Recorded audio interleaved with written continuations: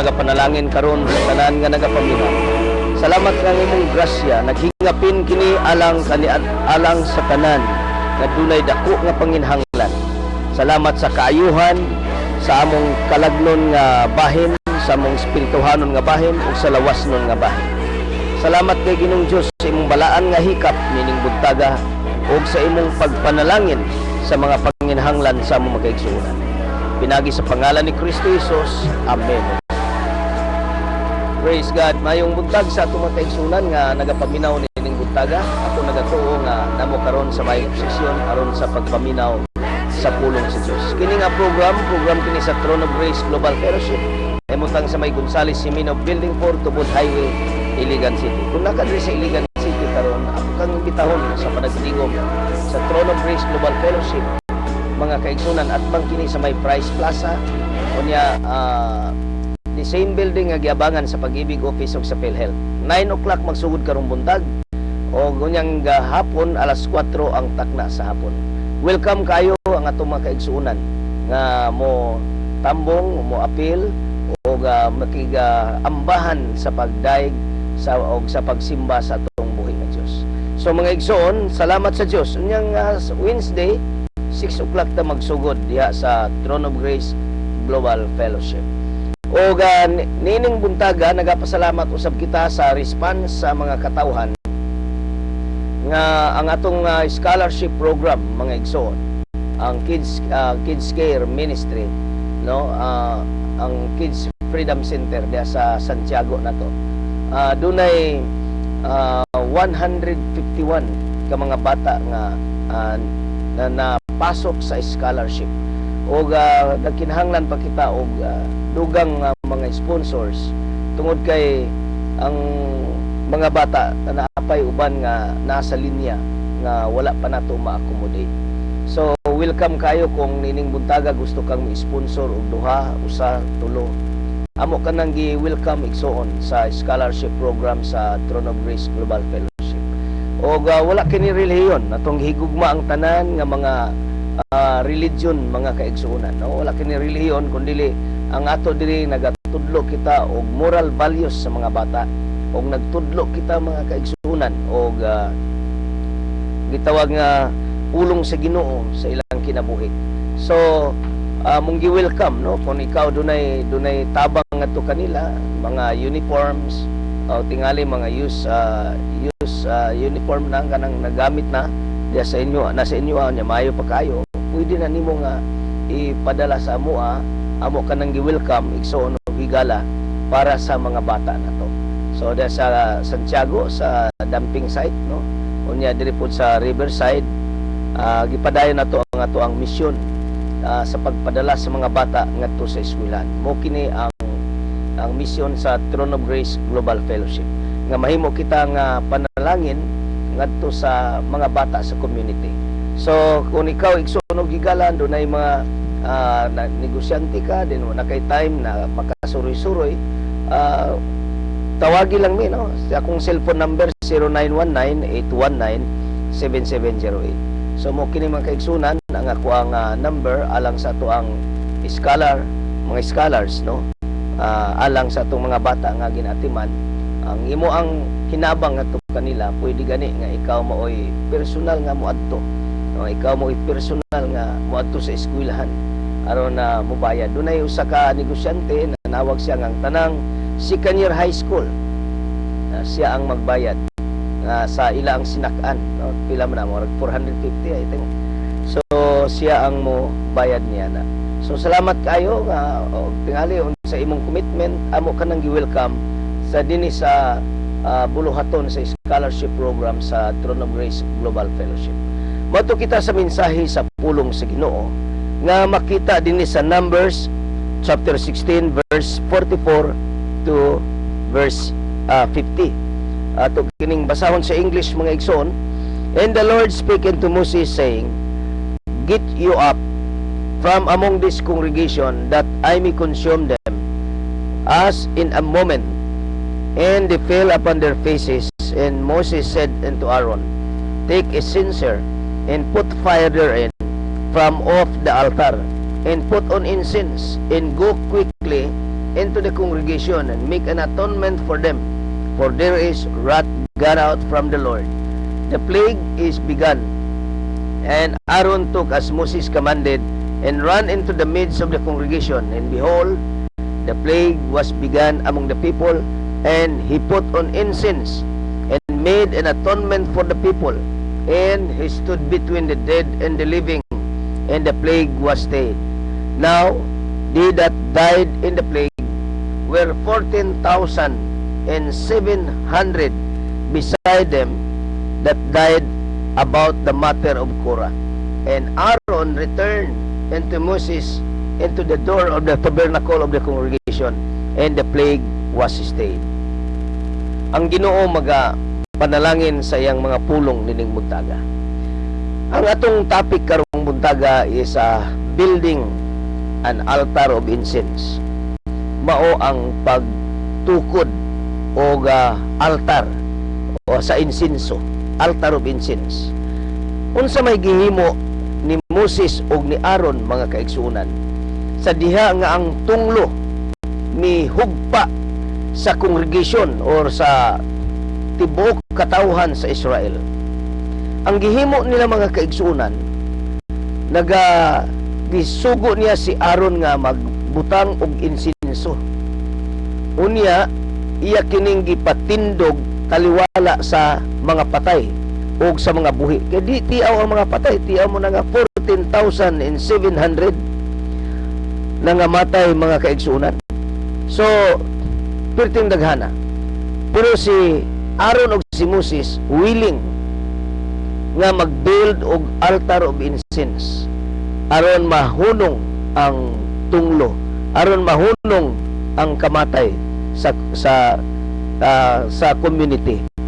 So, mga kaigsuonan, ang nakapahunong niini mao katong nagdala sila og insenso.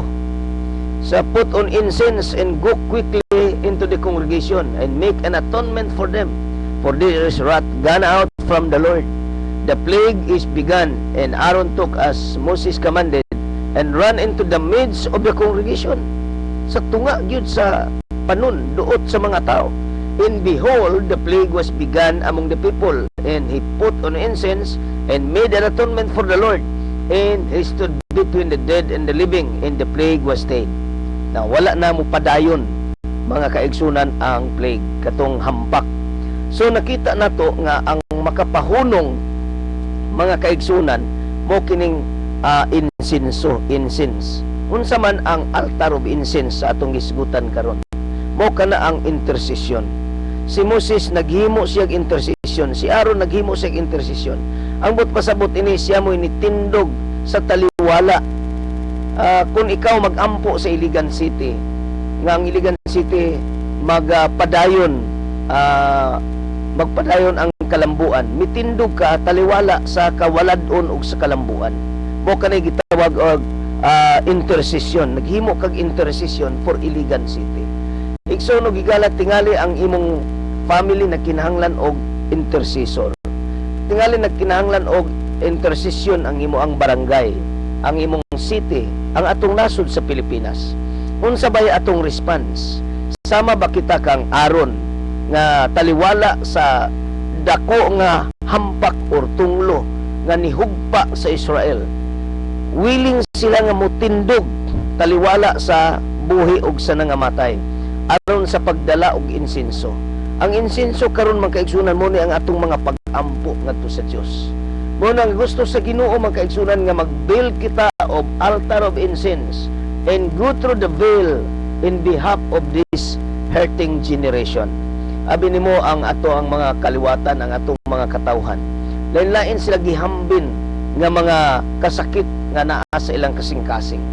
Lain-lain sila mga pagbati nga ilang gibati, mga kaigsunan. Apan ang imong intercession, ang imong mga pag-ampo ngadto sa Dios alang kanila, dako kayo ka nagkahimuan, dako kana og makahimuan, mga kaigsunan.